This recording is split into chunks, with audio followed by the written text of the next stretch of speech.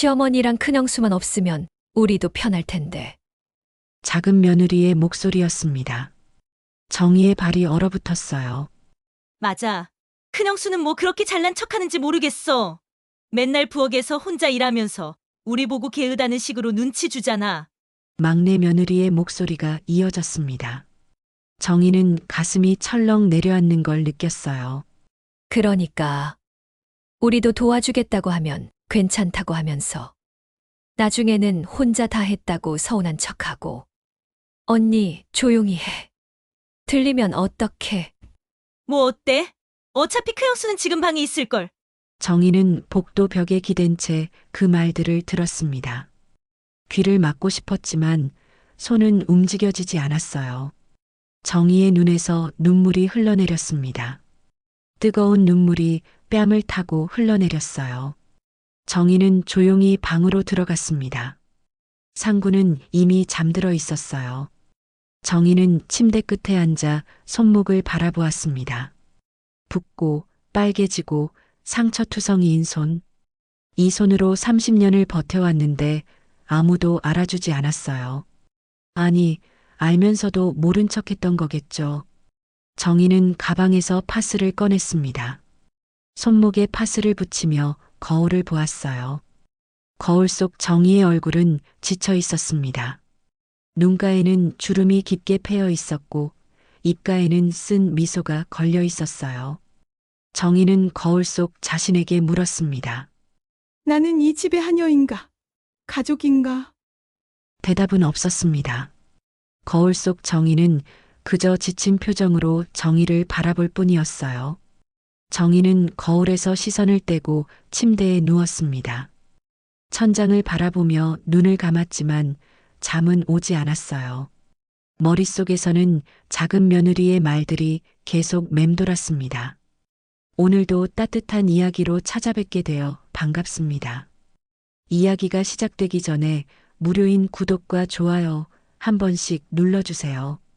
설 명절을 이틀 앞둔 겨울 오후, 이정희는 집안 거실 소파에 앉아 손목을 천천히 주무르고 있었습니다. 손가락 마디마다 뻐근한 통증이 올라왔고 손목은 붓기로 인해 평소보다 두꺼워 보였죠. 정희는 손을 꼭 쥐었다가 펴보려 했지만 손가락이 제대로 펴지지 않았습니다. 관절염이 시작된 지 벌써 3년째였어요. 하지만 정희는 아무에게도 이 사실을 말하지 않았습니다. 말한들 달라질 게 없다는 걸 알고 있었으니까요. 여보, 준비 다 했어? 이제 출발해야지. 남편 한상구가 방에서 나오며 말했습니다. 상구는 단정하게 차려입은 옷차림으로 명절을 맞이하는 설렘이 얼굴에 가득했어요. 정희는 억지로 미소를 지으며 고개를 끄덕였습니다. 손목의 통증은 여전했지만 정희는 아무렇지 않은 척 일어나 가방을 챙겼습니다. 가방 안에는 명절 음식 준비를 위해 미리 사둔 재료들이 가득 들어 있었어요. 상구는 그 무거운 가방을 들어주지 않았습니다. 아내가 직접 챙기는 게 당연하다고 생각했으니까요. 차에 오르자 정희는 창밖을 바라보았습니다. 도로는 명절을 맞아 귀성행렬로 붐볐고 사람들은 저마다 고향으로 향하는 길이었죠. 정희에게 명절은 고향이 아니라 전쟁터로 가는 길이었습니다. 매년 반복되는 이 길 위에서 정희는 늘 같은 생각을 했어요. 명절은 가족의 날이라지만 내겐 고통의 날이었다. 상구는 운전대를 잡으며 흥얼거렸습니다. 어머니가 올해도 당신 음식 기대하신대. 역시 우리 집 큰 며느리가 최고야. 정희는 아무 대답도 하지 않았습니다. 기대라는 단어가 무겁게 가슴을 짓눌렀어요. 시어머니는 매년 같은 말을 했습니다. 며느리 손맛 아니면 밥이 밥 같냐. 그 말 한마디가 정희를 30년 동안 부엌에 가두었습니다. 정희는 손목을 다시 한번 주무르며 창밖을 응시했어요. 손가락 끝이 저리고 손목에서는 찌릿한 통증이 계속 올라왔습니다. 하지만 정희는 아무 말도 하지 않았습니다. 차는 고속도로를 달렸고 2시간 만에 시댁 마을에 도착했습니다. 익숙한 골목길, 익숙한 대문, 익숙한 집. 정희는 차에서 내리며 깊게 숨을 들이마셨어요. 마음을 가다듬는 시간이었습니다. 상구는 먼저 집 안으로 들어가며 큰 소리로 인사했습니다. 어머니 왔습니다. 시어머니는 대문 앞에서 두 사람을 맞이했습니다. 여든을 바라보는 나이지만 여전히 카랑카랑한 목소리를 가진 분이었어요. 시어머니는 정희를 보자마자 말했습니다. 정희야, 올해도 내가 음식 다 준비해야 할 거야. 다른 애들은 손이 느려서 말이지. 정희는 고개를 숙여 인사했습니다. 네, 어머님. 잘 다녀왔습니다. 집 안으로 들어서자 이미 다른 며느리들이 와 있었습니다. 작은 며느리와 막내 며느리는 거실 소파에 앉아 핸드폰을 보며 킥킥거리고 있었어요. 정희를 보자 가볍게 고개만 끄덕였을 뿐 일어나지도 않았습니다. 정희는 짐을 내려놓고 부엌으로 향했습니다. 부엌에는 이미 손질해야 할 재료들이 산더미처럼 쌓여 있었어요. 나물, 고기, 생선, 전 부칠 재료들. 정희는 앞치마를 두르며 한숨을 삼켰습니다. 이 손으로 또 버텨야 한다. 손목은 이미 욱신거렸지만 정희는 칼을 들었습니다. 감자를 깎고 파를 썰고 고기를 손질했어요. 손가락 마디마다 통증이 찌릿찌릿 퍼졌지만 정희는 표정 하나 바꾸지 않았습니다. 부엌 밖에서는 가족들의 웃음소리가 들려왔어요. 남편은 형제들과 옛날 이야기를 나누며 소주잔을 기울이고 있었고 다른 며느리들은 여전히 소파에 앉아 핸드폰을 들여다보고 있었습니다. 정희는 혼자였습니다. 언제나 그랬듯이 1시간쯤 지났을까요? 정희는 감자 2망을 다 깎아냈고 파 한 단을 모두 썰어냈습니다. 도마 위에는 가지런히 손질된 재료들이 놓여 있었지만 정희의 손은 붉게 부어올랐어요. 손가락을 펼 때마다 관절에서 뚝뚝 소리가 났고 손목은 칼을 쥘 때마다 비명을 지르는 것 같았습니다. 정희는 잠시 칼을 내려놓고 찬물에 손을 담갔어요. 차가운 물이 손목을 감싸자 통증이 조금 가라앉는 듯 했습니다. 하지만 그것도 잠시 물에서 손을 꺼내자 다시 통증이 밀려왔어요. 저녁 무렵 시어머니가 부엌으로 들어왔습니다. 정희야, 저는 내일 아침 일찍 부쳐야 해. 손님들 오기 전에 다 준비되어 있어야 하니까. 네, 어머님. 시어머니는 만족스러운 표정으로 고개를 끄덕이고 나갔습니다. 정희는 칼을 내려놓고 손목을 주무르며 창밖을 바라보았어요. 어둠이 내린 마당에는 아무도 없었습니다. 정희는 그 어둠 속에서 자신의 모습을 보는 것 같았습니다. 보이지 않지만 존재하는, 소리 없이 일하는, 누구도 돌아보지 않는 그림자. 저녁 식사 시간이 되었습니다. 정희는 서둘러 간단한 저녁상을 차렸어요. 김치찌개, 두부조림, 나물 몇 가지. 가족들은 식탁에 둘러앉아 밥을 먹기 시작했습니다. 상구는 한술 뜨더니 말했습니다. 역시 당신 손맛이 최고야. 정희는 아무 말도 하지 않았습니다. 칭찬처럼 들리는 그 말이 정희에게는 족쇄처럼 느껴졌어요. 손맛이 좋다는 말은 앞으로도 계속 부엌을 지켜야 한다는 뜻이었으니까요.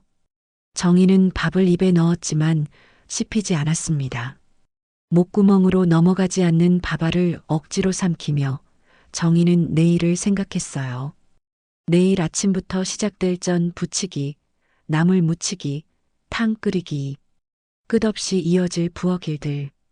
밤이 깊어갔습니다. 정희는 방에 누워 천장을 바라보았어요. 옆에서는 상구가 코를 골며 자고 있었습니다. 정희는 손목을 어루만지며 눈을 감았습니다. 손목의 통증은 여전했지만 정희는 잠을 청해야 했어요. 내일을 위해서, 아니, 내일을 버티기 위해서. 어둠 속에서 정희는 속으로 중얼거렸습니다. 명절은 언제쯤 내 것이 될까? 새벽 5시 알람이 울리기도 전에 정희는 눈을 떴습니다. 몸은 피곤했지만 오랜 습관 탓에 일찍 일어나는 것이 자연스러워졌어요. 정희는 조심스럽게 이불을 걷어내고 일어났습니다. 옆에서 상구는 여전히 깊은 잠에 빠져 있었어요. 정희는 손목을 천천히 돌리며 몸을 일으켰습니다. 밤새 굳어버린 손목은 뻣뻣했고 손가락은 제대로 펴지지 않았어요. 부엌으로 향하는 복도는 어둠에 잠겨 있었습니다. 정희는 불을 켜지 않고 익숙한 발걸음으로 부엌에 도착했어요. 부엌 창문 너머로 희미한 새벽빛이 스며들고 있었습니다. 정희는 앞치마를 두르고 가스레인지 앞에 섰어요. 오늘 부쳐야 할 전은 15접시 분량이었습니다. 동그랑땡, 동태전, 호박전, 김치전, 부추전. 정희는 미리 준비해둔 반죽과 재료들을 꺼내며 깊게 숨을 들이마셨습니다. 오늘 하루만 버티면 돼. 프라이팬에 기름을 두르자 지글지글 소리가 났습니다. 정희는 첫 번째 전을 올렸어요. 기름이 튀며 정희의 손등에 닿았지만 정희는 눈 하나 깜빡이지 않았습니다. 이미 익숙한 고통이었으니까요. 전을 뒤집고 다시 전을 올리고 익은 전을 접시에 담아냈습니다. 반복되는 동작 속에서 시간이 흘러갔어요. 손목은 점점 더 아파왔고 손가락은 저릿저릿한 감각마저 사라지기 시작했습니다. 1시간쯤 지났을까요? 정희는 5접시를 완성했습니다. 그때 부엌 문이 열리며 시어머니가 들어왔어요. 정희야, 벌써 일어났구나. 역시 큰 며느리는 달라. 정희는 고개를 숙여 인사했습니다. 어머님도 일찍 일어나셨네요. 시어머니는 접시에 담긴 전들을 살펴보며 고개를 끄덕였습니다. 그래, 이 정도는 되어야지. 오늘 손님이 많이 올 거니까 넉넉하게 준비해야 해. 네, 어머님. 시어머니는 부엌을 나가며 한마디 더 던졌습니다. 작은 애들은 아직 자고 있더라. 큰 며느리라서 당연하지, 뭐. 당연하다는 말. 정희는 그 말을 수없이 들어왔습니다. 큰 며느리라서 당연히 더 많이 일해야 하고, 당연히 더 일찍 일어나야 하고, 당연히 불평 없이 받아들여야 한다는 것. 정희는 프라이팬에 기름을 더 두르며 입술을 깨물었어요. 당연하다는 말로 정희의 30년이 지워져 왔습니다. 7시가 되자 집안이 술렁이기 시작했습니다. 남편들은 거실에서 아침 뉴스를 보며 담소를 나누었고 아이들은 방에서 게임을 하며 웃음소리를 냈어요. 작은 며느리와 막내 며느리는 느긋하게 일어나 세수를 하고 거실로 나왔습니다. 정희는 부엌에서 여전히 전을 부치고 있었어요. 10접시가 완성되었고 아직 5접시가 남아 있었습니다. 작은 며느리가 부엌 문을 열고 들어왔습니다. 형님, 힘들지 않으세요? 제가 도와드릴까요? 말은 그렇게 했지만 작은 며느리의 손은 핸드폰을 쥐고 있었어요. 정희는 고개를 저었습니다. 괜찮아요. 거의 다 됐어요. 그래도 큰 며느리만 일하시면 안 되는데. 작은 며느리는 그렇게 말하고는 금방 부엌을 나갔습니다. 도와주겠다는 말만 남긴 채 정희는 쓴웃음을 지으며 다시 전을 뒤집었어요. 프라이팬에서 튀어오르는 기름이 정희의 팔뚝에 닿았습니다. 작은 물집이 생겼지만 정희는 신경 쓰지 않았어요. 이 정도 상처는 아무것도 아니었으니까요. 9시가 되자 시댁 식구들이 모두 모였습니다. 상구의 형제들과 조카들까지 합쳐 15명이 넘는 사람들이 거실과 안방을 가득 채웠어요. 시어머니는 큰 소리로 말했습니다. 자, 이제 차례 지낼 준비하자. 정희야, 상 다 차렸지? 정희는 부엌에서 마지막 전을 접시에 담으며 대답했습니다. 네, 어머님. 지금 나갑니다. 정희는 무거운 접시들을 들고 거실로 나왔어요. 손목이 욱신거렸지만 정희는 표정을 관리하며 조심스럽게 상 위에 접시를 올려놓았습니다. 15접시의 전, 각종 나물, 탕, 과일까지. 상은 음식으로 가득 찼어요. 가족들은 풍성한 상을 보며 감탄했습니다. 역시 큰형수님 솜씨는 최고예요. 정말 맛있겠다. 칭찬이 쏟아졌지만 정희의 귀에는 들리지 않았습니다. 정희는 손목을 슬쩍 주무르며 부엌으로 돌아갔어요. 설거지가 산더미처럼 쌓여 있었습니다. 프라이팬, 냄비, 도마, 칼, 접시들. 정희는 고무장갑을 끼고 설거지를 시작했어요. 뜨거운 물이 손목을 감쌌고 정희는 그 열기 속에서 통증이 더 심해지는 걸 느꼈습니다. 이 손으로 30년을 버텼는데 이제는 감각조차 없다. 설거지를 마치고 나니 10시가 넘어 있었습니다. 정희는 부엌 한쪽에 주저앉아 손을 내려다보았어요. 손등은 기름에 데인 자국으로 붉게 변해 있었고 손목은 퉁퉁 부어올라 있었습니다. 손가락을 움직이려 했지만 제대로 움직여지지 않았어요. 정희는 찬물에 손을 담그며 눈을 감았습니다. 부엌 밖에서는 가족들의 웃음소리가 계속 들려왔어요. 명절을 즐기는 소리, 행복한 소리.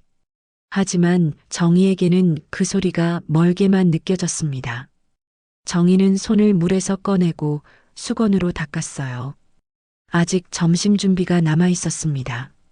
명절은 이제 시작일 뿐이었어요. 정희는 다시 일어나 앞치마를 고쳐 매고 냉장고를 열었습니다. 점심상을 준비해야 했으니까요. 손목의 통증은 여전했지만 정희는 참았습니다. 늘 그랬듯이 부엌은 정희의 전쟁터였습니다. 그리고 이 전쟁에서 정희는 언제나 혼자였어요. 점심 식사가 끝나고 오후 2시쯤 되었을까요? 정희는 다시 한번 설거지를 마치고 부엌을 정리했습니다. 손목은 이제 거의 감각이 없었어요. 저리고 아픈 것을 넘어서 무감각해지는 단계였습니다. 정희는 파스를 꺼내 손목에 붙이려다가 멈췄어요. 파스 냄새가 나면 가족들이 눈치챌 테니까요. 정희는 파스를 다시 가방에 넣고 찬물로 손을 씻었습니다. 거실에서는 가족들이 모여 앉아 있었어요. 남편들은 술잔을 기울이며 옛날 이야기에 빠져 있었고 아이들은 방에서 소란스럽게 놀고 있었습니다. 며느리들은 소파에 모여 앉아 수다를 떨고 있었어요. 정희가 거실로 나오자 시어머니가 말했습니다. 정희야, 차 좀 내와라. 식혜랑 수정과. 네, 어머님. 정희는 다시 부엌으로 들어가 차를 준비했습니다. 식혜와 수정과를 찻잔에 따르고 한과를 접시에 담았어요. 손목이 욱신거렸지만 정희는 쟁반을 들고 거실로 나왔습니다. 가족들은 정희가 내온 차를 받아 마시며 계속 이야기를 나눴어요. 아무도 정희에게 앉으라는 말을 하지 않았습니다. 정희는 조용히 한쪽 구석에 앉았어요. 소파는 이미 다른 사람들로 가득 차 있어서 정희는 작은 의자에 앉아야 했습니다. 작은 며느리가 핸드폰을 보며 킥킥 웃다가 말했습니다. 요즘 명절 스트레스가 유행이라던데요? 텔레비전에서 봤어요. 시어머니가 차를 한 모금 마시며 코웃음을 쳤습니다. 그런 건 게으른 며느리들이나 하는 소리지. 우리 집 며느리들은 그런 거 없지? 작은 며느리는 얼른 고개를 끄덕이며 웃었습니다. 물론이죠, 어머님. 저는 명절이 좋은걸요. 막내 며느리도 거들었어요. 맞아요. 가족들 모이는 게 얼마나 좋은데요. 정희는 아무 말도 하지 않았습니다. 입을 열면 쏟아져 나올 말들이 너무 많았지만 정희는 그 말들을 삼켰어요. 30년 동안 삼켜온 것처럼. 정희는 찻잔을 들어 식혜를 한 모금 마셨습니다. 달콤한 맛이 입안에 퍼졌지만 정희의 마음은 쓰디쓴 맛으로 가득했어요. 상구가 술에 취한 목소리로 말했습니다. 여보, 고생 많았어. 역시 우리 마누라가 최고야. 정희는 고개만 끄덕였습니다. 고생했다는 말, 최고라는 말. 그 말들이 위로가 되지 않았어요. 정희가 원한 건 칭찬이 아니라 도움이었으니까요. 누군가 함께 부엌에 서서 전을 부치고 설거지를 하고 음식을 나르는 것. 그게 정희가 바랐던 전부였습니다.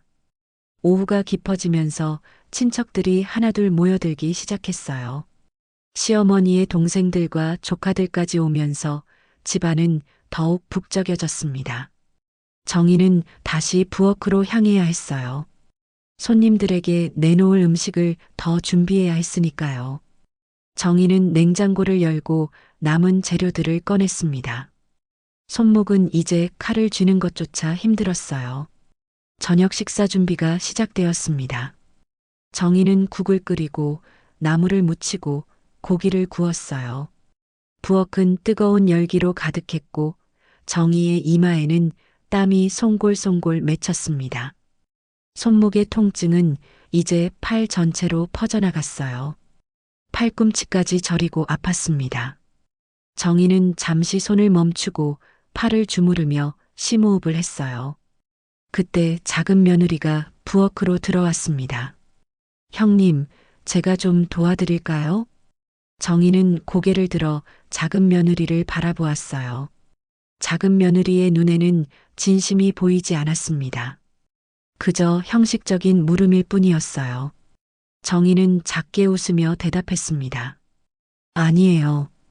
거의 다 됐어요. 작은 며느리는 안도하는 표정으로 고개를 끄덕이고 부엌을 나갔습니다.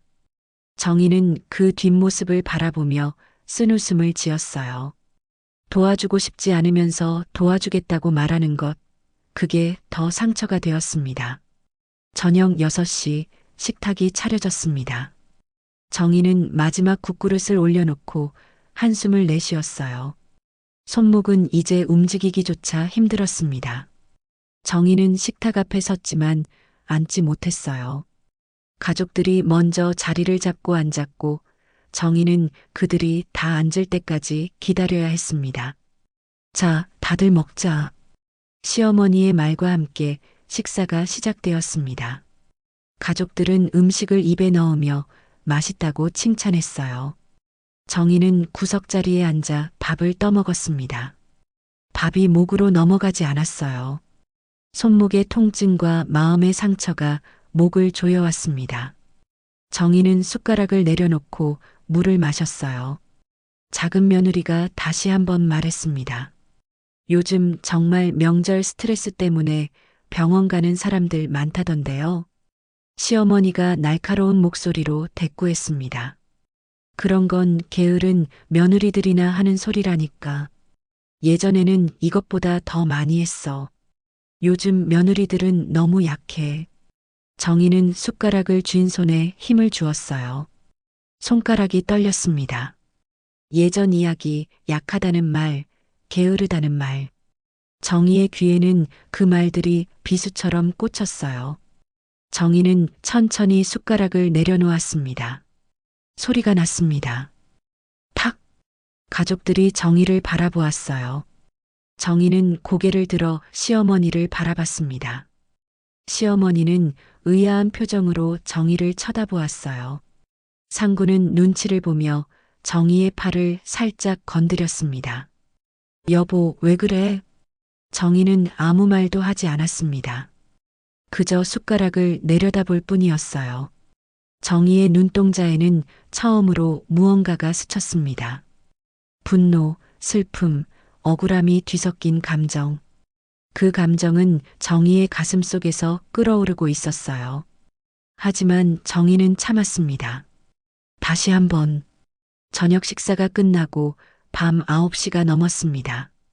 정희는 다시 부엌에서 설거지를 하고 있었어요. 산더미 같은 그릇들이 싱크대를 가득 채우고 있었습니다. 정희는 고무장갑을 낀 손으로 그릇을 하나씩 닦아냈어요. 뜨거운 물이 손목을 감쌌지만 정희는 이미 통증에 무감각해져 있었습니다. 그저 기계처럼 손을 움직일 뿐이었어요. 부엌 밖에서는 여전히 가족들의 웃음소리가 들려왔습니다. 남편들은 술을 더 마시며 목소리를 높였고 며느리들은 텔레비전을 보며 수다를 떨고 있었어요. 아무도 부엌에 있는 정희를 찾지 않았습니다. 정희는 혼자 어둠 속에서 그릇을 닦았어요. 설거지를 마치고 나니 10시가 넘어 있었습니다. 정희는 고무장갑을 벗고 손을 내려다보았어요. 손등은 기름과 물로 인해 거칠어져 있었고 손목은 퉁퉁 부어올라 있었습니다. 정희는 찬물에 손을 담그고 눈을 감았어요. 물속에서 손목의 열기가 조금씩 가라앉는 것 같았습니다. 정희는 부엌을 나와 방으로 향했습니다. 복도를 지나가는데 거실에서 며느리들의 목소리가 들려왔어요. 정희는 무심코 걸음을 멈췄습니다. 시어머니랑 큰형수만 없으면 우리도 편할 텐데. 작은 며느리의 목소리였습니다. 정희의 발이 얼어붙었어요. 맞아. 큰형수는 뭐 그렇게 잘난 척하는지 모르겠어. 맨날 부엌에서 혼자 일하면서 우리 보고 게으르다는 식으로 눈치 주잖아. 막내 며느리의 목소리가 이어졌습니다. 정희는 가슴이 철렁 내려앉는 걸 느꼈어요. 그러니까 우리도 도와주겠다고 하면 괜찮다고 하면서 나중에는 혼자 다 했다고 서운한 척하고 언니 조용히 해. 들리면 어떡해. 뭐 어때. 어차피 큰형수는 지금 방에 있을걸. 정희는 복도 벽에 기댄 채 그 말들을 들었습니다. 귀를 막고 싶었지만 손은 움직여지지 않았어요. 정희의 눈에서 눈물이 흘러내렸습니다. 뜨거운 눈물이 뺨을 타고 흘러내렸어요. 정희는 조용히 방으로 들어갔습니다. 상구는 이미 잠들어 있었어요. 정희는 침대 끝에 앉아 손목을 바라보았습니다. 붓고 빨개지고 상처투성이인 손. 이 손으로 30년을 버텨왔는데 아무도 알아주지 않았어요. 아니, 알면서도 모른 척했던 거겠죠. 정희는 가방에서 파스를 꺼냈습니다. 손목에 파스를 붙이며 거울을 보았어요. 거울 속 정희의 얼굴은 지쳐 있었습니다. 눈가에는 주름이 깊게 패여 있었고 입가에는 쓴 미소가 걸려 있었어요. 정희는 거울 속 자신에게 물었습니다. 나는 이 집의 하녀인가, 가족인가? 대답은 없었습니다. 거울 속 정희는 그저 지친 표정으로 정희를 바라볼 뿐이었어요. 정희는 거울에서 시선을 떼고 침대에 누웠습니다. 천장을 바라보며 눈을 감았지만 잠은 오지 않았어요. 머릿속에서는 작은 며느리의 말들이 계속 맴돌았습니다. 시어머니랑 큰형수만 없으면. 정희는 눈을 떴습니다. 어둠 속에서 천장의 무늬가 희미하게 보였어요. 정희는 그동안 참아왔던 수모들을 떠올렸습니다. 명절마다 혼자 부엌을 지켜야 했던 일, 아무도 도와주지 않았던 일, 칭찬은 받았지만 인정은 받지 못했던 일들. 정희의 가슴 속에서 무언가가 꿈틀거렸어요. 오랫동안 억눌러왔던 감정이 서서히 고개를 들기 시작했습니다. 정희는 옆에서 자고 있는 상구를 바라보았어요. 상구는 편안한 얼굴로 깊은 잠에 빠져 있었습니다. 정희가 얼마나 힘들었는지, 얼마나 아팠는지 전혀 모르는 얼굴. 정희는 상구의 얼굴을 보며 생각했어요. 당신은 알고 있었나요? 아니면 모른 척 했나요? 새벽 2시쯤 되어서야 정희는 겨우 잠이 들었습니다. 하지만 그것도 잠시 새벽 5시에 다시 눈을 떠야 했어요. 명절 당일 아침 준비를 해야 했으니까요. 정희는 일어나 거울을 보았습니다. 눈은 충혈되어 있었고 얼굴은 부어 있었어요. 정희는 찬물로 얼굴을 씻으며 마음을 다잡았습니다. 오늘 하루만 더 버티자. 부엌으로 향하는 정희의 발걸음은 어제보다 무겁게 느껴졌어요. 부엌에는 어제 미처 준비하지 못한 음식 재료들이 놓여 있었습니다. 떡국을 끓이고 잡채를 만들고 갈비찜을 해야 했어요. 정희는 앞치마를 두르고 칼을 들었습니다. 손목은 여전히 아팠지만 정희는 칼질을 시작했어요. 1시간쯤 지났을까요? 정희는 떡국 준비를 마쳤습니다. 그때 시어머니가 부엌으로 들어왔어요. 정희야, 오늘 손님이 더 많이 올 거야. 음식 넉넉하게 준비했지? 네, 어머님. 걱정 마세요. 시어머니는 만족스러운 표정으로 고개를 끄덕이고 나갔습니다. 정희는 칼을 내려놓고 손목을 주무르며 창밖을 바라보았어요. 해가 떠오르고 있었습니다. 명절 당일 아침이었어요. 정희에게는 또 하나의 긴 전쟁이 시작되는 날이었습니다. 정희는 다시 칼을 들었습니다. 하지만 이번에는 칼을 쥔 손이 미세하게 떨리고 있었어요. 어젯밤 들었던 말들이 정희의 마음속에서 파문을 일으키고 있었습니다. 정희는 그 떨림을 억누르며 재료를 썰기 시작했습니다. 하지만 가슴속 깊은 곳에서는 무언가가 계속 꿈틀거리고 있었어요. 폭발 직전의 고요함. 정희는 그 고요함 속에서 칼질을 이어갔습니다. 명절 당일 아침 10시, 집안은 손님들로 붐비기 시작했습니다. 시어머니의 친척들과 동네 어른들까지 찾아오면서 거실과 안방은 사람들로 가득 찼어요. 정희는 부엌과 거실을 오가며 차를 내오고 음식을 날랐습니다. 손목은 이제 거의 마비된 것처럼 느껴졌지만 정희는 계속 움직여야 했어요. 11시쯤 되자 점심 준비가 본격적으로 시작되었습니다. 정희는 떡국을 끓이고 전을 다시 데우고 잡채를 그릇에 담았어요. 갈비찜에서는 고소한 냄새가 퍼져나갔습니다. 정희는 국자를 들고 떡국을 저으며 한숨을 내쉬었어요. 손목이 욱신거렸지만 이제는 참는 것에 익숙해져 있었습니다. 정오가 되자 식탁이 차려졌습니다. 15명이 넘는 사람들이 식탁 주위에 모여 앉았어요. 정희는 마지막으로 떡국 그릇들을 올려놓고 한쪽 구석에 섰습니다. 시어머니가 큰 소리로 말했습니다. 자, 다들 먹자. 오늘도 큰 며느리가 고생 많이 했어. 고생했다는 말. 정희는 그 말을 들으며 자리에 앉았어요. 하지만 마음은 편치 않았습니다. 어젯밤 들었던 며느리들의 말이 계속 머릿속을 맴돌았으니까요. 정희는 떡국을 떠먹으며 식탁에 앉은 사람들을 바라보았습니다. 모두들 맛있게 음식을 먹으며 웃고 있었어요. 행복해 보이는 가족의 모습. 하지만 정희의 눈에는 그 모습이 낯설게 느껴졌습니다. 식사가 한창 진행되던 중 작은 며느리가 입을 열었습니다. 요즘 명절 스트레스 유행이라던데요? 텔레비전에서 며느리들이 명절만 되면 병원 간다고 하더라고요. 시어머니가 떡국을 떠먹으며 코웃음을 쳤습니다. 그런 건 게으른 며느리들이나 하는 소리지. 예전에는 이것보다 더 힘들었어. 요즘 며느리들은 너무 약해. 조금만 일해도 힘들다고 난리야. 작은 며느리가 얼른 맞장구를 쳤습니다. 맞아요, 어머님. 저는 명절이 좋은데 말이에요. 막내 며느리도 거들었어요. 그러니까요. 가족들 모이는 게 얼마나 좋은데요. 명절이 스트레스라니 이해가 안 가요.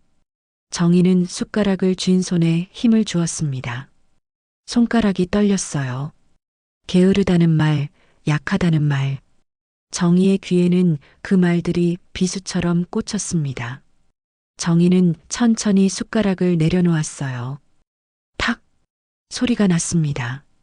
식탁 위에 숟가락이 부딪히는 소리. 가족들이 일제히 정희를 바라보았어요. 정희는 고개를 들어 시어머니를 바라봤습니다. 시어머니는 의아한 표정으로 정희를 쳐다보았어요. 정희야, 왜 그래? 상구가 당황하며 정희의 팔을 건드렸습니다. 여보, 무슨 일이야? 정희는 아무 말도 하지 않았습니다. 그저 시어머니를 바라볼 뿐이었어요. 정희의 눈동자에는 지금까지 보지 못했던 감정이 스쳐 지나갔습니다. 분노와 슬픔이 뒤섞인 눈빛. 시어머니는 불편한 표정으로 말했습니다. 왜 그렇게 쳐다보는 거야? 밥 먹어. 정희는 천천히 자리에서 일어났습니다. 가족들이 술렁거렸어요. 상구가 정희의 옷자락을 잡으며 속삭였습니다. 여보 앉아. 다들 보잖아. 하지만 정희는 상구의 손을 뿌리쳤습니다. 정희는 식탁을 천천히 둘러보았어요. 15명의 가족들이 정희를 바라보고 있었습니다. 정희는 손목의 붕대를 풀기 시작했어요. 붕대가 풀리자 부어오른 손목이 드러났습니다. 빨갛게 부어오르고 물집이 잡히고 상처가 난 손목. 정희는 손목을 식탁 위로 내밀며 말했습니다. 이게 당신들이 만든 가족의 명절이에요. 식탁은 순식간에 정적에 휩싸였습니다. 아무도 말을 하지 못했어요. 시어머니는 입을 벌린 채 정희의 손목을 바라보았고 상구는 당황한 표정으로 얼어붙었습니다. 작은 며느리와 막내 며느리는 눈을 피하며 고개를 숙였어요. 정희는 계속 말했습니다. 30년 동안 명절마다 혼자 부엌을 지켰어요. 전을 부치고 설거지를 하고 음식을 날랐죠. 손목이 아파도 손가락이 굳어도 아무도 몰랐어요. 아니, 알면서도 모른 척 했겠죠. 상구가 떨리는 목소리로 말했습니다. 여보, 나는 몰랐어. 왜 말을 안 했어? 정희는 상구를 바라보며 쓴웃음을 지었습니다. 말했으면 달라졌을까요? 당신은 형제들과 술 마시며 웃고 있었잖아요. 나는 부엌에서 혼자 울고 있었는데. 시어머니가 당황하며 말했습니다. 정희야, 그건 오해야. 우리가 언제? 오해가 아니에요, 어머님. 정희는 가방에서 봉투를 하나 꺼냈습니다. 봉투 안에는 서류가 들어 있었어요. 정희는 그 서류를 식탁 위에 올려놓았습니다. 이건 남편 재산 절반에 대한 명예 변경 서류예요. 이미 변호사와 상담을 마쳤어요. 상구가 벌떡 일어나며 소리쳤습니다. 뭐, 이게 무슨 소리야? 정희는 침착하게 대답했습니다. 30년 동안 당신 뒤에서 집안일을 도맡아 한 대가예요. 법적으로도 정당한 권리죠. 식탁은 완전히 혼란에 빠졌습니다. 시어머니는 얼굴이 새하얗게 질렸고 상구는 서류를 들고 손을 떨었어요. 다른 가족들은 서로의 얼굴만 쳐다보며 말을 잇지 못했습니다. 정희는 말했습니다. 이제부터는 나도 내 명절을 살 겁니다. 식탁은 여전히 정적에 휩싸여 있었습니다. 정희의 선언 이후 아무도 입을 열지 못했어요. 상구는 손에 쥔 서류를 내려다보며 얼굴이 붉어졌습니다. 분노인지 당혹감인지 알 수 없는 표정이었어요. 시어머니는 떨리는 목소리로 말했습니다. 정희야, 이게 대체 무슨 짓이야? 감히 이 집에서. 정희는 시어머니를 똑바로 바라보았습니다. 감이라고요? 어머님, 저는 30년 동안 이 집의 며느리였어요. 하녀가 아니었습니다. 시어머니가 식탁을 손으로 탁 치며 소리쳤습니다. 내가 지금 무슨 말을 하는 거야? 우리가 너를 하녀 취급했다고? 그럼 뭐였나요? 정희의 목소리는 차분했지만 단단했습니다. 명절마다 혼자 부엌을 지키게 하고 손이 부어도 아무도 묻지 않고 다른 며느리들은 쉬게 하면서 저만 일하게 한 게 가족 대접이었나요? 작은 며느리가 황급히 변명했습니다. 형님, 저희도 도와주려고 했잖아요. 정희는 작은 며느리를 바라보며 말했습니다. 도와주려고요? 어젯밤 당신들이 한 말 다 들었어요. 시어머니랑 큰형수만 없으면 편하다고 했죠. 작은 며느리의 얼굴이 새하얗게 질렸습니다. 막내 며느리도 고개를 푹 숙였어요. 시어머니가 작은 며느리를 노려보며 말했습니다. 내가 그런 말을 했어? 어머님, 그게 아니라. 입 닥쳐. 시어머니의 목소리에 작은 며느리는 입을 다물었습니다. 식탁의 분위기는 점점 더 무거워졌어요. 상구가 서류를 내려놓으며 정희에게 말했습니다. 여보, 이건 너무 심한 거 아니야? 우리가 대화로 풀 수 있잖아. 정희는 상구를 바라보며 물었습니다. 30년 동안 한 번이라도 제대로 대화해 본 적 있나요? 당신은 제가 힘들 때마다 눈치만 보고 도망쳤잖아요. 나도 어쩔 수 없었어. 형제들도 있고 어머니도 계시고. 그래서 저는 어쩔 수 있었나요? 정희의 질문에 상구는 대답하지 못했습니다. 상구는 고개를 숙이고 입술을 깨물었어요. 그동안 외면해왔던 죄책감이 밀려오는 것 같았습니다. 그때 둘째 아들이 입을 열었습니다. 형님, 이건 좀 과한 것 같아요. 가족끼리 이렇게까지 할 필요가. 정희가 둘째 아들을 바라보며 말했습니다. 가족이라고요? 그럼 가족이 뭔가요? 한 사람만 희생하면 되는 게 가족인가요? 둘째 아들은 더 이상 말을 잇지 못했습니다. 정희는 식탁을 천천히 둘러보며 계속 말했어요. 저는 이제 더 이상 참지 않을 거예요. 제 권리를 찾을 겁니다. 그 순간 시어머니가 자리에서 벌떡 일어났습니다. 내 권리? 내가 무슨 권리가 있다고. 법적으로 정당한 권리가 있어요, 어머님.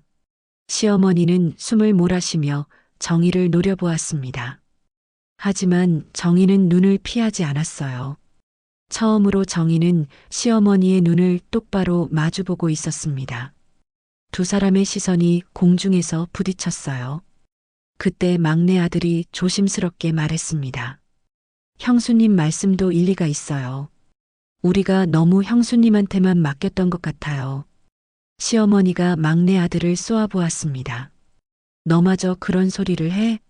어머니, 사실이잖아요. 우리는 편하게 쉬고 있었고 형수님은 혼자 부엌에서 일했어요. 막내 아들의 말에 시어머니는 할 말을 잃은 듯 입을 다물었습니다. 그리고 천천히 자리에 주저앉았어요. 시어머니의 얼굴에는 당혹감과 분노, 그리고 묘한 슬픔이 교차했습니다. 상구가 정희에게 다가가며 말했습니다. 여보, 우리 다시 이야기하자. 제발. 정희는 고개를 저었습니다. 이미 늦었어요. 저는 결심했어요. 그래도 당신은 그동안 저를 한 번이라도 진심으로 생각해 본 적 있나요? 상구는 대답하지 못했습니다. 상구의 눈에는 죄책감이 가득했어요. 상구는 자신이 아내를 얼마나 외면해 왔는지 이제야 깨닫기 시작한 것 같았습니다. 그때 작은 며느리가 갑자기 소리쳤습니다. 형님은 너무하시는 거 아니에요? 우리도 나름대로 힘들었다고요. 정희는 작은 며느리를 바라보며 차갑게 말했습니다. 당신들이 힘들었다고요? 핸드폰 보면서 웃고 있는 게 힘든 건가요? 그건 이제 그만하세요. 거짓말은 이제 지겹습니다. 정희의 말에 작은 며느리는 입을 다물었습니다. 식탁은 다시 정적에 휩싸였어요. 그때 시어머니가 떨리는 목소리로 물었습니다. 정희야, 내가 정말 이 집을 떠날 거야?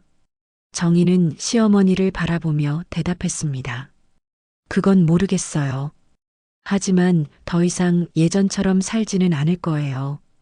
시어머니의 눈에 눈물이 맺혔습니다. 내가 널 그렇게 힘들게 했구나. 정희는 아무 말도 하지 않았습니다. 그저 시어머니를 바라볼 뿐이었어요.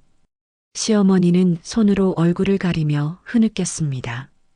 여든 평생 강하게만 살아온 시어머니가 며느리 앞에서 처음으로 눈물을 보이는 순간이었어요.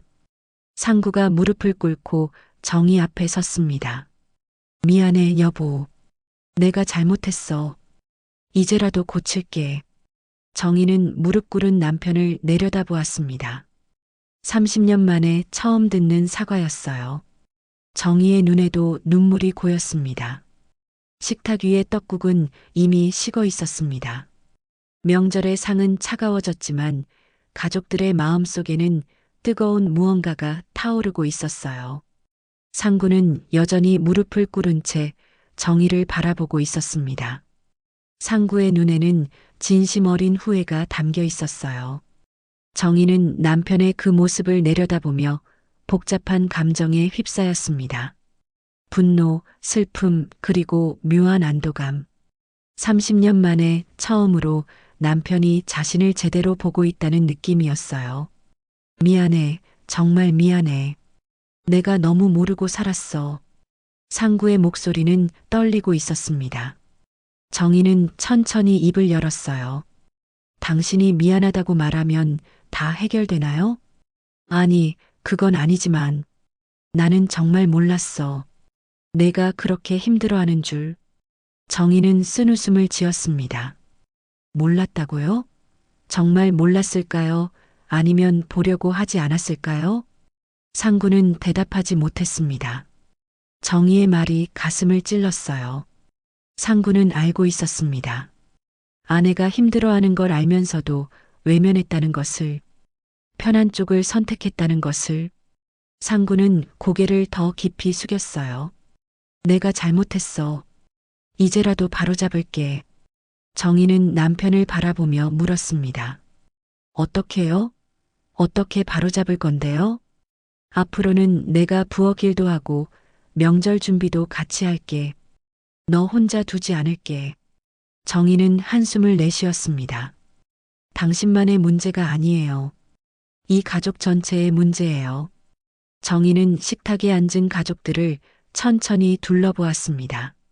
모두들 고개를 숙이고 있었어요. 정희는 차분한 목소리로 말을 이어갔습니다. 저는 30년 동안 이 집의 며느리로 살았어요.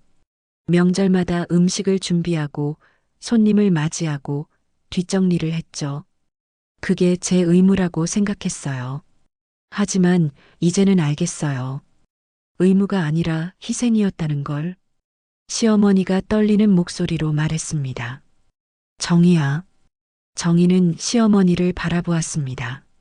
어머님, 저는 어머님을 원망하지 않아요. 어머님도 그렇게 살아오셨을 테니까요. 하지만 이제는 달라져야 해요. 이런 식으로는 안 됩니다. 시어머니는 눈물을 닦으며 고개를 끄덕였습니다. 내가 미안하구나. 내가 널 사람 취급 안 했구나. 정희의 눈에도 눈물이 고였습니다.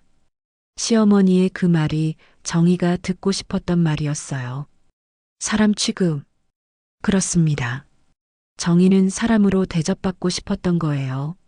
며느리이기 전에 한 사람으로. 정희는 천천히 자리에서 일어났습니다. 그리고 밥상 앞으로 걸어갔어요. 가족들이 긴장한 표정으로 정희를 바라보았습니다. 정희는 떡국 그릇을 들어 올렸어요. 그리고 말했습니다. 이제 이 상은 제 것입니다. 정희는 그 말과 함께 떡국 그릇을 식탁 위에 내려놓았습니다. 쿵 소리와 함께 국물이 튀었어요. 가족들이 깜짝 놀라 뒤로 물러섰습니다. 정희는 다른 그릇들도 하나씩 들어 올렸어요. 잡채 접시, 전 접시, 갈비찜 그릇. 하나하나 식탁 위에 내려놓으며 말했습니다. 제가 만든 음식입니다. 제 손으로 준비한 상입니다. 이제는 제가 원하는 대로 할 겁니다. 정희는 마지막 접시를 내려놓고 식탁을 바라보았습니다. 어질러진 식탁, 쏟아진 국물, 놀란 가족들. 정희는 그 모습을 보며 처음으로 후련함을 느꼈어요. 가슴속에 쌓여있던 무언가가 터져나간 것 같았습니다. 막내 아들이 조심스럽게 말했습니다. 형수님, 저희가 잘못했어요. 앞으로는 다 같이 준비하겠습니다. 둘째 아들도 고개를 숙이며 말했어요. 맞아요. 형수님만 고생시켜서 죄송합니다. 정희는 두 사람을 바라보며 고개를 끄덕였습니다. 고맙습니다. 하지만 말만으로는 부족해요. 행동으로 보여주세요. 작은 며느리가 눈물을 흘리며 말했습니다. 형님, 제가 잘못했어요. 그런 말했던 거 정말 죄송해요. 막내 며느리도 울먹이며 사과했어요. 저도 미안해요, 형님. 형님이 얼마나 힘드셨는지 몰랐어요. 정희는 두 며느리를 바라보며 말했습니다. 이제라도 알았다면 다행이에요. 앞으로는 서로 도우며 살아요. 시어머니가 천천히 자리에서 일어났습니다. 그리고 정희 앞으로 걸어왔어요. 시어머니는 정희의 손을 잡으며 말했습니다. 정희야, 내가 잘못했다. 내가 너무 옛날 방식만 고집했구나. 정희는 시어머니의 손을 느끼며 눈물을 흘렸습니다. 어머님, 저도 이해해요. 어머님도 그렇게 살아오셨으니까요. 하지만 이제는 바뀌어야 해요. 시어머니는 고개를 끄덕이며 처음으로 정희에게 고개를 숙였습니다. 미안하다, 정희야. 이제라도 고칠게. 정희는 시어머니의 그 모습을 보며 가슴이 뭉클해졌어요. 여든 평생 누구에게도 고개 숙인 적 없는 시어머니가 며느리에게 사과하는 모습. 정희는 시어머니를 부축하며 말했습니다. 이제라도 알았다면 그걸로 충분해요. 상구가 일어나 정희에게 다가왔습니다. 여보, 다시 시작하자. 제대로 된 부부로. 정희는 남편을 바라보며 말했습니다. 쉽지 않을 거예요. 30년의 상처가 하루아침에 아물지는 않으니까요. 알아. 하지만 노력할게. 평생 걸려도 내가 보상할게. 정희는 천천히 고개를 끄덕였습니다. 용서는 쉽지 않았지만 기회는 줄 수 있었어요. 식탁 위의 음식들은 어질러져 있었지만 가족들의 마음은 비로소 정리되기 시작했습니다. 정희는 자신의 손목을 내려다보았어요. 여전히 부어있고 아팠지만 이제는 이 상처가 헛되지 않을 것 같았습니다. 1년이 흘렀습니다. 다시 설 명절이 찾아왔어요. 하지만 이번 명절은 달랐습니다. 정희는 더 이상 새벽 5시에 일어나지 않았어요. 6시쯤 여유롭게 일어나 창밖을 바라보았습니다. 겨울 햇살이 방 안으로 스며들고 있었어요. 거실로 나오니 이미 상구가 부엌에서 움직이고 있었습니다. 앞치마를 두르고 감자를 깎고 있는 남편의 모습. 1년 전에는 상상도 할 수 없었던 풍경이었어요. 정희는 부엌 문에 기대어 그 모습을 바라보았습니다. 여보, 일어났어? 좀 더 쉬지 그래. 상구가 돌아보며 미소를 지었습니다. 정희도 미소로 답하며 부엌으로 들어갔어요. 혼자 하려고? 아니, 곧 동생들도 올 거야. 다 같이 준비하기로 했잖아. 정희는 앞치마를 두르며 고개를 끄덕였습니다. 작년 그 사건 이후 가족들은 많이 변했어요. 명절 준비는 더 이상 정희 혼자의 몫이 아니었습니다. 남편들도 며느리들도 모두가 함께 준비했어요. 1시간쯤 지나자 식구들이 하나둘 도착하기 시작했습니다. 작은 며느리는 나무를 들고 왔고 막내 며느리는 전 부칠 재료를 준비해 왔어요. 시어머니도 편한 옷차림으로 부엌에 들어왔습니다. 정희야, 내가 뭘 도와줄까? 어머님, 앉아 계세요. 저희가 할게요. 아니야. 나도 할 수 있는 건 해야지. 시어머니는 팔을 다듬으며 앉았습니다. 작년과는 완전히 다른 모습이었어요. 부엌은 더 이상 전쟁터가 아니었습니다. 가족들이 함께 웃으며 음식을 준비하는 공간이 되었어요. 둘째 아들이 프라이팬을 들고 물었습니다. 형수님, 저는 제가 부칠게요. 고마워요. 그럼 저는 부탁할게요. 막내 아들은 설거지를 자처했고 상구는 국을 끓이고 있었어요. 정희는 그 모습들을 보며 가슴이 따뜻해지는 걸 느꼈습니다. 1년 전 그 용기가 이런 변화를 만들어낸 거예요. 점심 준비는 예상보다 빨리 끝났습니다. 혼자 준비할 때는 5시간이 걸렸던 일이 3시간 만에 끝났어요.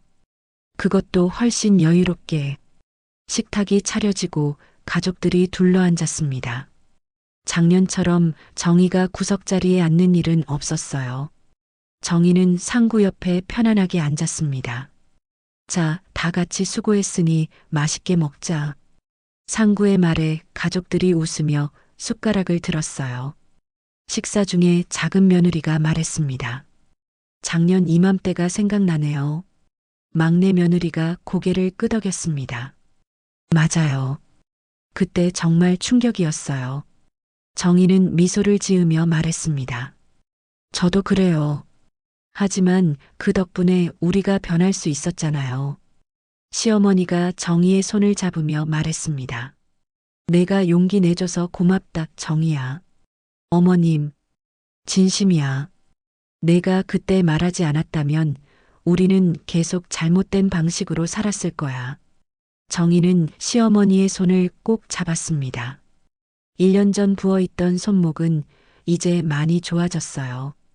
통증도 거의 사라졌습니다. 마음의 짐을 내려놓으니 몸도 치유된 것 같았어요. 식사가 끝나고 설거지를 할 시간이 되었습니다. 정희가 일어나려 하자 상구가 막았어요. 여보, 오늘은 우리가 할게. 당신은 쉬어. 아니야, 나도 할게. 우리가 할 수 있어. 걱정 마. 남편들과 며느리들이 부엌으로 들어갔습니다. 정희는 거실 소파에 앉아 그 모습을 지켜보았어요. 부엌에서는 웃음소리가 들려왔습니다. 설거지를 하면서도 즐거워하는 소리. 정희는 그 소리를 들으며 눈을 감았습니다. 이게 가족이구나. 오후가 되자 정희는 외출 준비를 했습니다. 상구가 물었어요. 어디가? 마을회관이요. 오늘 상담 있어요. 아, 그래. 조심히 다녀와. 정희는 마을회관으로 향했습니다. 1년 전 그 사건 이후 정희는 결심했어요. 자신과 같은 처지의 며느리들을 돕기로. 정희는 마을회관에서 명절 노동 상담소를 운영하기 시작했습니다. 마을회관에 도착하니 이미 몇 명의 며느리들이 기다리고 있었어요. 정희는 그들을 맞이하며 자리에 앉았습니다. 어서 오세요. 편하게 앉으세요. 한 며느리가 울먹이며 말했습니다. 선생님, 저는 어떻게 해야 할까요? 매년 명절만 되면 지옥이에요. 정희는 그 며느리의 손을 잡으며 말했습니다. 제 이야기를 들려드릴게요. 1년 전 제가 어떻게 변화를 만들었는지. 정희는 자신의 경험을 나눴습니다. 어떻게 용기를 냈는지, 어떻게 가족들과 대화했는지, 어떻게 변화를 이끌어냈는지. 며느리들은 정희의 이야기를 들으며 눈물을 흘렸어요. 그리고 희망을 찾기 시작했습니다. 상담이 끝나고 해가 질 무렵 정희는 집으로 돌아왔습니다. 집안에서는 가족들이 함께 텔레비전을 보며 웃고 있었어요. 정희는 현관에 서서 그 모습을 바라보았습니다. 따뜻한 가족의 모습. 이제는 정희도 그 안에 속해 있었어요.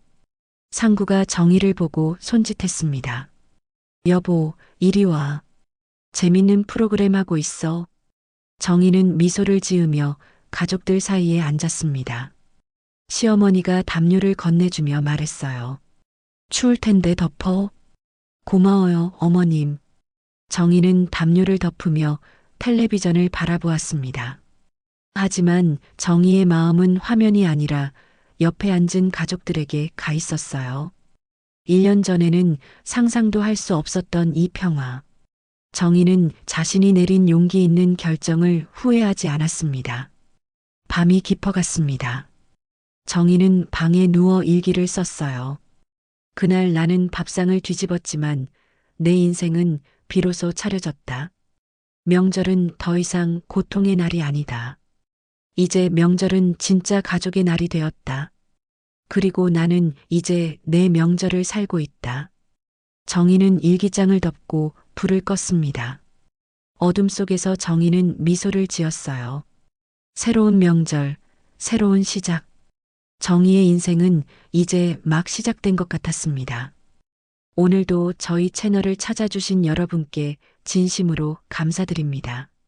이야기가 마음에 드신다면 무료인 구독과 좋아요 버튼을 눌러주시고 댓글로 여러분의 소중한 인생 이야기도 들려주세요.